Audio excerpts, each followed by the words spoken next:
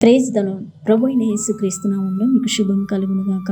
ఈ రోజు దేవుని వాగ్దానం, నా సన్నిధి నీకు తోడుగా వచ్చును. నిర్గమకాండం 33వ అధ్యాయం 14వ వచనం. దేవుని సన్నిధి అనగా దేవుడు మనకు తోడుగా ఉండటమే.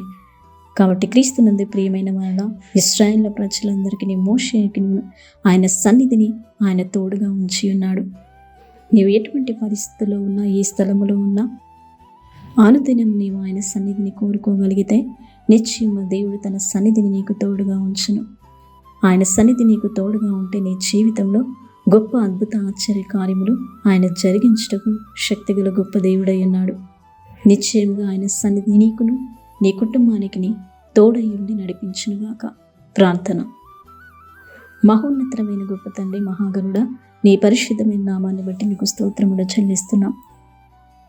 మోషేకి నీ సన్నిధిని తోడుగా ఉంచిన గొప్ప దేవుడవు, నేడు మాకు నీ సన్నిధిని మాకు తోడుగా ఉంచండి. నీ బలమైన కార్యములు ప్రభువా మా ఎడల మీరే జరిగించమని ప్రార్థిస్తున్నాం.